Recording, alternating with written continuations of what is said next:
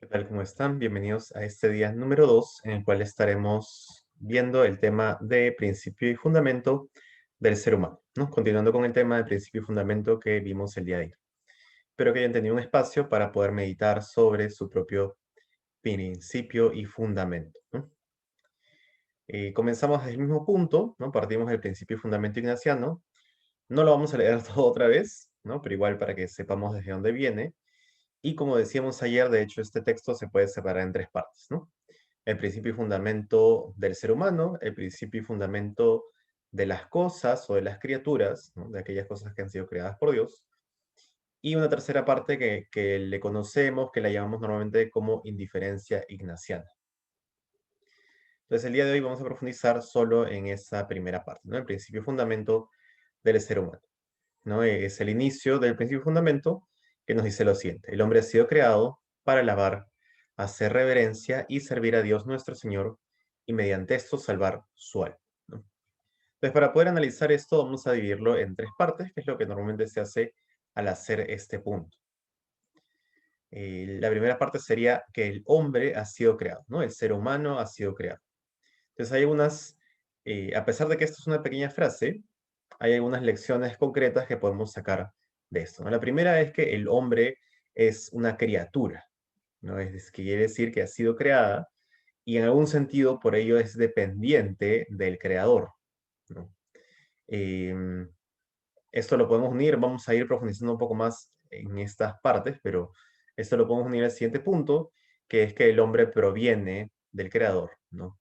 Este creador, por su misma naturaleza de ser creador, tendría que ser Dios, porque nadie crea o sea, solo Dios crea, ¿no? Es una particularidad de Dios, ¿no?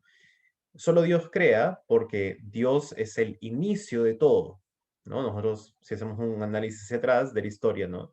Diríamos, nosotros dónde venimos, de nuestros padres, de nuestros abuelos y así hacia atrás, en el tiempo, y en un momento tendríamos que decir, bueno, ¿dónde salió el primer ser humano, ¿no? Y antes de eso, ¿dónde salieron el planeta Tierra, etcétera, etcétera? ¿No? Y regresaríamos, pues, a teorías, porque de hecho no tenemos certeza, ¿no? Científica, digamos, de dónde proviene todo, pero de hecho la teoría, por ejemplo, de, del Big Bang, ¿no? Es postulada por un sacerdote, ¿no? Y esta primera energía, digamos, ¿no? Que crea el universo, tendría que provenir de algún lugar, ¿no? Alguien tendría que haberla puesto ahí, alguien tendría que haberla incitado a activarse, además. Entonces, aquel que creó este primer punto y que suscitó en cierto orden el, este dinamismo de la creación del universo, que posteriormente generó la Tierra, la vida y el ser humano, tendría que ser pues un creador, un único creador que es Dios, ¿no? Nosotros como católicos particularmente entendemos que Dios es uno y trino, ¿no? Esto sí nos viene por la revelación de Dios, ¿no? En el Antiguo y Nuevo Testamento, ¿no? Y ya por la enseñanza también de nuestra Madre Iglesia, ¿no? Además de todo esto, podemos sacar de que el hombre tiene un propósito, ¿no? ¿Por qué? Porque si Dios crea, Dios no podría crear o sea, sin ningún sentido, ¿no? Comenzando por el simple hecho de que Dios es perfecto, ¿no? Dios, siendo perfecto, es el perfecto amor, ¿no? Eh, y si es perfecto en el amor, no podría crear a los seres humanos sin sentido alguno, ¿no? De hecho, y esto sí nos lo enseña la iglesia, el ser humano ha sido creado por amor, ¿no? O sea, Dios, que es el amor vivo, ha querido compartir este exceso de amor con sus criaturas, ¿no? De manera particular con los hombres, de manera particular con los ángeles, ¿no? Que son personas, ¿no? A diferencia del resto de criaturas, ¿no? Por ejemplo, los animales y las plantas son criaturas, están vivas, pero no son personas, ¿no? Hay persona humana, persona angélica y persona divina, ¿no? Porque Dios también es persona en la medida en la que podemos interactuar con Él, ¿no? Y de hecho, no, Dios no es una persona, Dios es tres personas, ¿no? El Padre, el Hijo y el Espíritu Santo, ¿no? En ese sentido, si Dios nos crea por amor, Dios tiene un propósito para nosotros, ¿no? Para cada uno de nosotros, ¿no? podríamos imaginarnos que Dios crea al ser humano en la historia, porque además Dios es omnisciente, ¿no? O sea, tiene plenitud del conocimiento, cosa que es lógico porque si Él creó todo, entonces las realidades que existen no podrían escapar de aquello que Él mismo creó, ¿no? Si no, habría creado algo de lo que no tiene control, ¿no? Y eso no tendría sentido. Entonces, el que creó al hombre, lo creó en una sociedad, ¿no? O sea, creó un conjunto de seres humanos, de hombres y mujeres, ¿no? Que además se desarrollan en el tiempo, que nacen como bebés, crecen como niños, adolescentes y se vuelven adultos, ¿no? Y que además durante la historia han madurado y progresado en ciertos tipos de conocimiento. Entonces, en esta historia, ¿no? Podríamos pensar que Dios imagina y entiende la historia y la sociedad como, en cierta forma, porque podría sonar algo frío, pero en cierta forma como una especie de perfecta maquinaria que debería estar orientada a engendrar amor, ¿no? Entonces, el ser humano tiene un propósito en la medida en la que cada uno dentro de esta maquinaria tiene un espacio perfecto, ¿no? Que solo nosotros podemos cumplir, ¿no? Y que bajo ciertas condiciones nosotros podemos cumplir de forma más perfecta, ¿no? Entonces ahí tenemos, por ejemplo, las formas de vida, ¿no? Cristianas, católicas, los estados de vida, el discernimiento, por ejemplo, de dónde vivir, el discernimiento de en qué dedicar nuestro oficio, ¿no? Que podría estar determinado por el estado de vida, pero si somos laicos, por ejemplo, también hacemos un discernimiento de qué estudiar y en qué trabajar, ¿no? Entonces, cada uno tiene un rol dentro de esta sociedad. Entonces, tenemos un propósito para el cual hemos sido creados, ¿no? En algún momento se habla en la iglesia como que hemos sido predestinados, pero no hay que entender este predestinamiento o este destino como algo predeterminado, sino más bien como un horizonte al cual Dios nos envía, ¿no? Entonces, mientras que de repente a unos los manda un poco más a la derecha, a otros los manda un poco más a la izquierda, ¿no? No quiere decir de que mi historia está predefinida, porque eso implicaría que yo no tengo libertad, ¿no? Pero sí tengo un propósito concreto, entonces, si sigo cierto camino específico, alcanzaré mi propósito plenamente y eso me hará, pues, más feliz, ¿no? Nosotros somos criaturas del Creador, entonces somos dependientes del Creador. El Creador nos enseña de mejor forma quiénes somos, porque además el Creador es el dueño absoluto de la verdad, toda la creación viene del Creador. La criatura es incapaz de absorber en sí misma la plenitud de la verdad, la plenitud de la creación, porque no tiene la capacidad, ¿no? No se nos ha sido dada la capacidad para entender la plenitud de la verdad de todas las cosas, ¿no? En ese sentido somos dependientes del Creador. Incluso, ¿no? Si fuéramos una sociedad perfecta en la que verdaderamente reine el amor, ¿no? Igual dependeríamos de ciertas realidades que no controlamos, como por ejemplo las realidades climáticas, los sismos, ¿no? Son realidades que no controlamos, ¿no?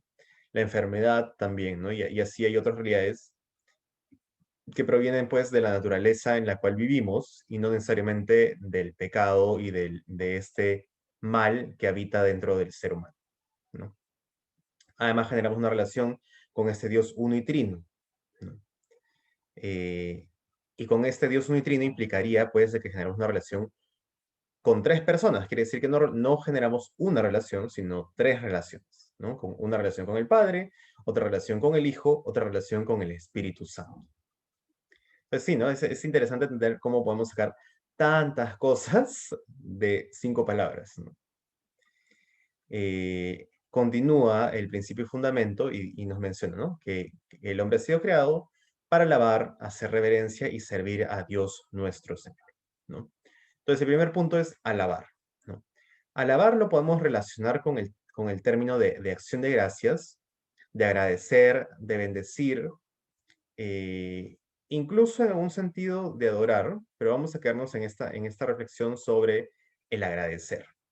Entonces, habría que preguntarnos si San Ignacio Loyola nos plantea que el hombre ha sido creado para alabar y en ese sentido para agradecer a Dios, ¿qué cosa es lo que Dios nos ha dado? ¿No? Entonces, en primer lugar, lo que Dios nos ha dado es la vida. ¿no? Porque si no existiésemos, no podríamos comprender que existimos, ¿no? Suena un poco enredado, pero es verdad, ¿no? O sea, yo soy consciente de que existo porque existo. Si no existiese, no podría entenderlo, ¿no? Y aparte porque somos seres humanos a imagen y semejanza de Dios, ¿no? Porque, por ejemplo, los animales existen también y no alcanzan el nivel de inteligencia necesario para discernir, digamos, ¿no? O sea, sí, claro, no sé, actúan de cierta forma, por instinto, de repente podemos decir que son aparentemente inteligentes en ciertas realidades, pero no sé, ¿no? Una mascota, digamos mi perro, por ejemplo, ¿no? Mi perro no se detiene y se pone a pensar, pucha, ¿cómo puedo hacer para ser más santo en este mundo? ¿No? O sea, no llega a ese nivel de discernimiento, ¿no? De repente piensa, bueno, voy a acompañar a mi amo porque se siente triste. Entonces, es una forma de inteligencia, seguro, pero no es un discernimiento profundo que es propio y característico del ser humano. Entonces, junto con la vida, Dios nos ha dado muchas otras cosas, ¿no? Nos ha provisto de realidades, ¿no? La vida nos permite redimirnos para retornar al cielo. Y en la vida tenemos pues realidades felices y realidades complejas o tristes, ¿no? No todo en la vida es feliz. Implica una lucha, ¿no? Tiene características de este valle de lágrimas, como mencionamos en la salve, pero hay muchas cosas buenas que nos han sido dadas, ¿no? En primer lugar, Dios mismo, ¿no? Que es el mayor de todos los bienes, ¿no? Dios mismo se nos ha dado, ¿no? En sí mismo y además, pues, en la encarnación de nuestro Señor Jesucristo, en su vida, en la cual nos enseñó muchas realidades durante el Evangelio, ¿no? Nos enseñó a vivir adecuadamente. em, en su pasión, muerte y resurrección y ascensión, ¿no? Nos ha dejado la iglesia, que él mismo la instauró, ¿no? Los sacramentos y la vida de gracia. Y además podemos agradecer por otras cosas, como, no sé, nuestra familia, las cosas físicas que tenemos, los dones espirituales, emocionales, nuestras cualidades, y así sucesivamente, ¿no? Todos tenemos algo que es bueno, ¿no?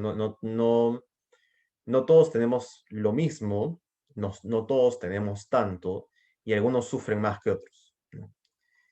Pero hay cosas buenas que todos tenemos, ¿no? Ya no vamos a entrar en ese tema, pero ya nos corresponde a nosotros como humanidad también colaborar con la equidad, ¿no? Con el compartir del bien común y colaborar unos con otros para que todos gocen de forma relativa de los bienes básicos y luego de ahí crezca la economía y la sociedad para que todos alcancen los bienes necesarios para alcanzar su felicidad y ser santos, finalmente, que es la felicidad eterna. En segundo punto hablamos de hacer reverencia, ¿no? Entonces, este hacer reverencia lo podemos relacionar con adorar o venerar eh, a un rey, ¿no? La reverencia es propia de aquello que hacemos frente a un rey, frente a una entidad a la cual le guardamos sumo respeto, ¿no? Entonces esto nos hace pensar, pues, de que Dios es efectivamente el rey del universo, ¿no? Es omnipresente, está en todas partes, es omnipotente, tiene todo el poder y es omnisciente y tiene todo el conocimiento, ¿no? De Dios parte todo, ¿no? Entonces Él es verdaderamente el rey del universo, ¿no? Y no solo es el rey del universo, sino que además nos ha dado muchas cosas por amor, porque no existiría ninguna otra razón para que Dios nos entregue nada. Entonces, este Dios que nos ha dado las cosas por amor merece, ¿no? En consecuencia, ser adorado, ser agradecido, porque nos ha dado muchas cosas, ¿no? Entonces, habría pues que meditar, detenernos bastante en meditar qué cosas me ha dado Dios y cómo me siento frente a estas realidades, ¿no? O sea, un corazón que no es agradecido en general, ¿no? Frente a Dios, pero en general, tiende a no ser feliz. Porque si no agradezco lo que tengo, vivo constantemente pensando y sintiendo de que nunca se me ha dado lo que yo merecía, ¿no? Entonces, en la medida, en cambio, en la que verdaderamente sí tomamos conciencia de esto, pues vivimos la realidad de otra forma, ¿no? Con una mayor felicidad, además. Y el punto tres es que, ¿no? Para alabar, hacer reverencia y servir a Dios nuestro Señor.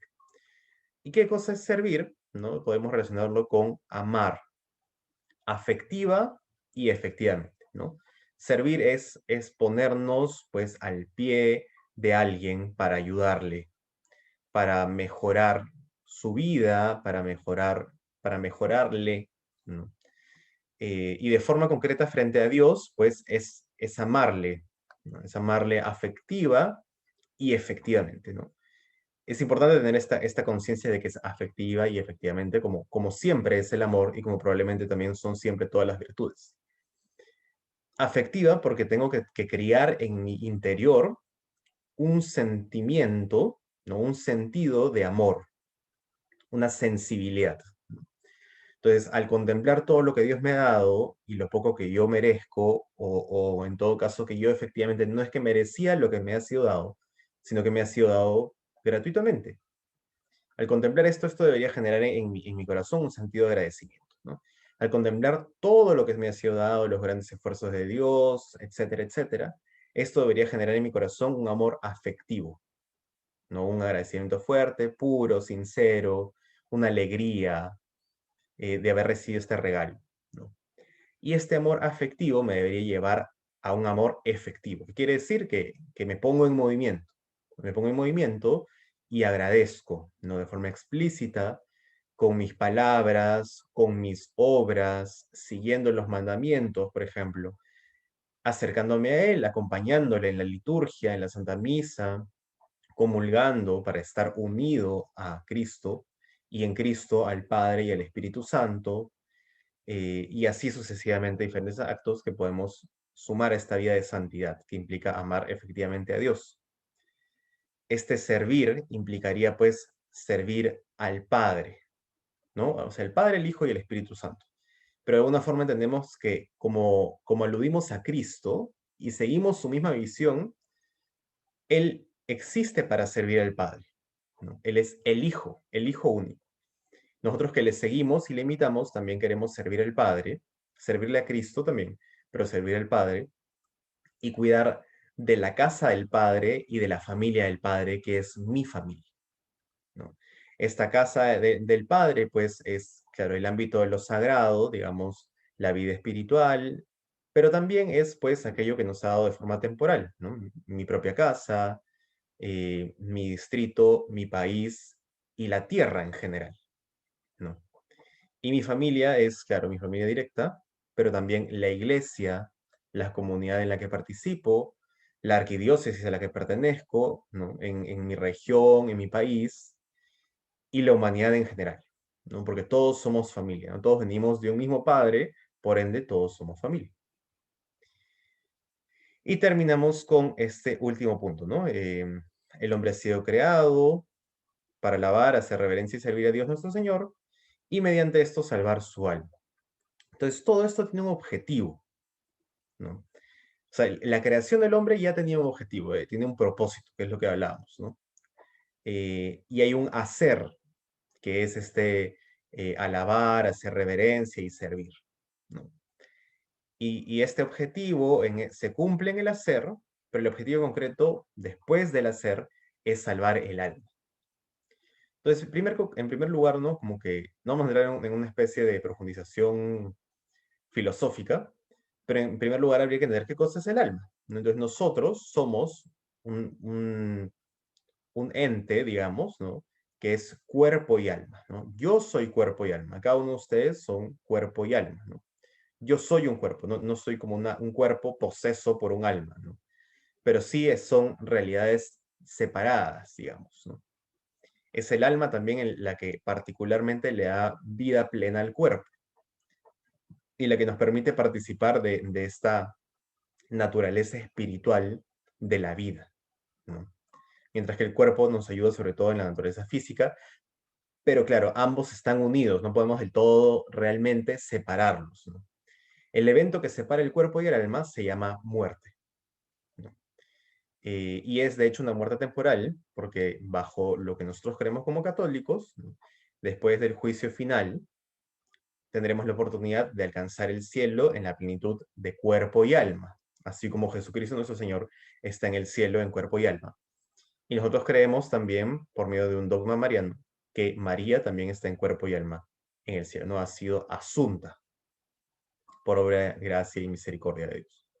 Entonces es prefigura de aquello que viviremos nosotros también. El alma va hacia la vida eterna, ¿no?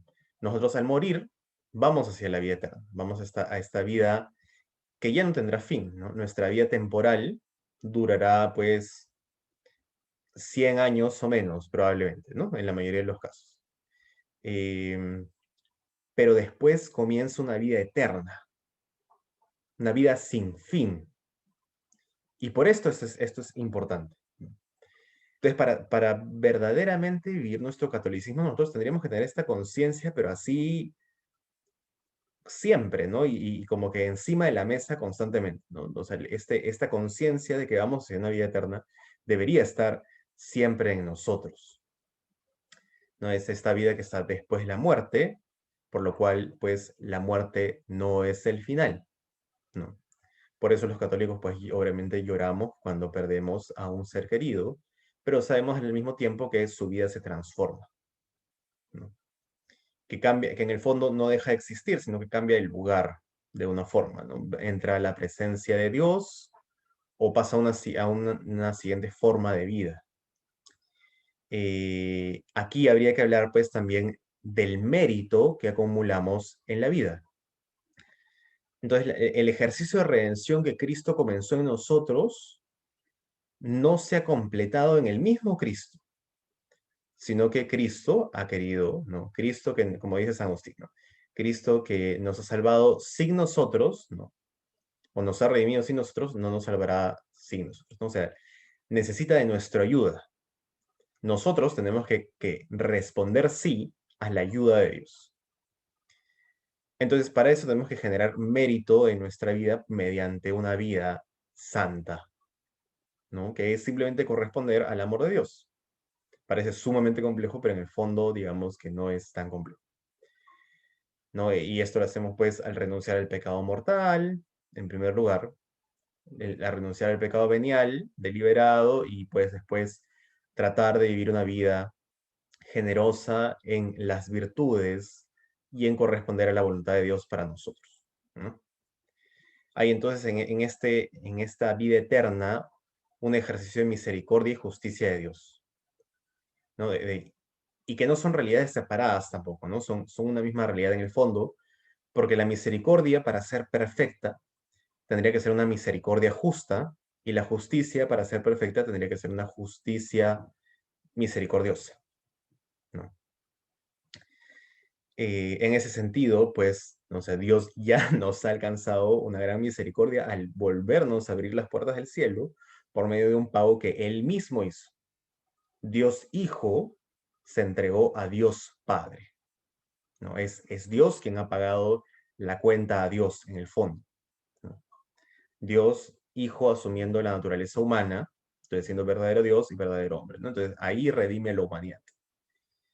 Y sin embargo, si nosotros elegimos no corresponder a Dios por nuestra libertad, pues asumiremos el lugar propio de quien no quiere corresponder a Dios, porque es justo y porque es nuestro deseo. Porque no puedo decir que deseo el cielo y actuar como si deseas el infierno, porque eso sería absurdo, ¿no? Como decíamos antes, hay una realidad afectiva y otra efectiva. Entonces, no vamos a entrar en detalles, pero es bueno que sepan, porque de hecho lo vamos a hacer después. Tenemos un grupo de videos dentro de estas reflexiones que hablarán uno sobre el cielo, otro sobre el purgatorio, otro sobre el infierno. Pero sí es bueno saber esto, ¿no? O sea, en primer lugar, en primera instancia, pues que el infierno entraremos si es que vivimos una vida de pecado mortal, ¿no? Esto es lo que nos enseña la iglesia.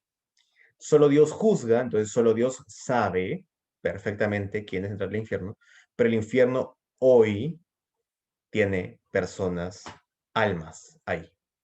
O sea, hay gente que hoy, o sea, gente como tú y yo, que hoy está en el infierno. Entonces eso es una realidad, ¿no?